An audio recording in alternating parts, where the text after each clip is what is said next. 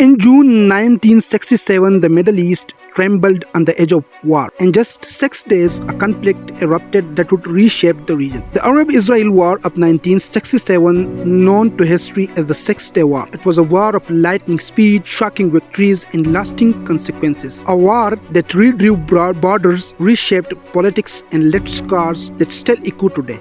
After the 1948 Arab-Israel War, the wounds of defeat and displacement still burned across the Arab world. Hundreds of thousands of Palestinian refugees live in the camp, waiting for a chance to return home. Meanwhile, border clashes and raids between Israel and its neighbors, Egypt, Syria, and Jordan, grew frequent. In Cairo, President Jamal Abdel Nasser, the hero of Arab nationalism, promised to unite the Arab world and destroy Israel. But in Tel Aviv, Israeli leaders believed that another war was only a matter of time. In May 1967, Soviet intelligence warned Egypt that Israel was preparing to attack Syria. The report was false, but it set in motion a chain of events that could not be stopped. Nasser moved Egyptian troops into the Sinai Peninsula and ordered the United Nations peacekeepers stationed there since 1956 to withdraw. Then on May 22, Egypt closed the Straits of Tehran, blocking Israeli ships from the Red Sea. For Israel, this was an act of war. Across the Arab world, crowds celebrated Nasser's defiance, and Israel leaders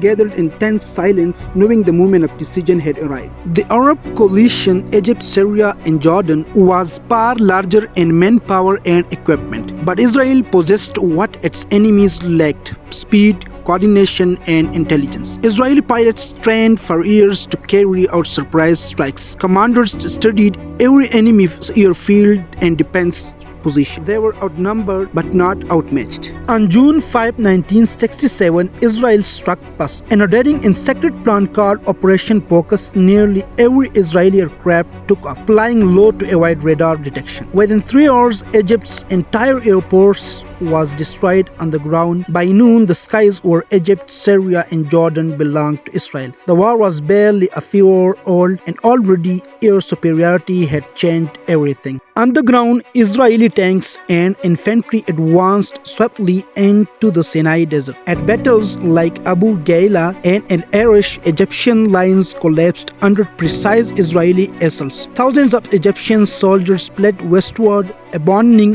vehicles and weapons. By June 8, the Israeli flag flew on the Suez Canal. In just 3 days, Egypt's pride, its army, and its airports had been shattered.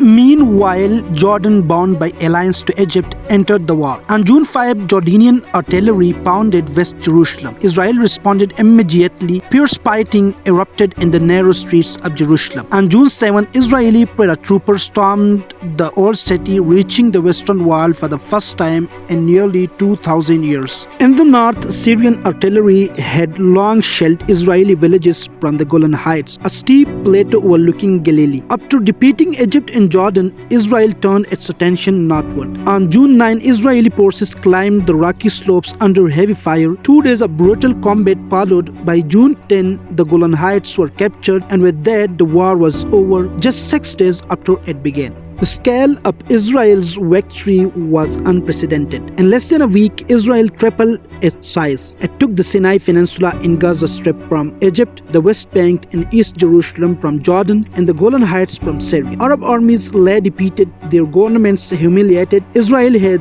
stunned the world with its speed, precision, and power. But victory came at a price. Over 15,000 Arab soldiers were killed, thousands taken prisoner. Israel lost around 800 soldiers, a small number by comparison, but a heavy loss for a small nation. Tens of thousands of civilians fled or were displaced, again deepening the Palestinian tragedy. The human cost of 6 days would be felt for generations. The world reacted swiftly. The United States and Western nations praised Israel's military efficiency, while the Soviet Union condemned its aggression and began rearming the Arab states. At the United Nations, diplomats debated how to restore peace. In November 1967, the UN Security Council passed Resolution 242, calling for Israel to withdraw from occupied territories in exchange for peace, a formula known as land for peace. But the Arab states gathered in the Khartoum and declared the famous three no's: no peace with Israel, no recognition of Israel, and no negotiation with Israel. The conflict was far from over. The Six-Day War transformed the Middle East. Israel became a regional superpower, confident but isolated. The Arab world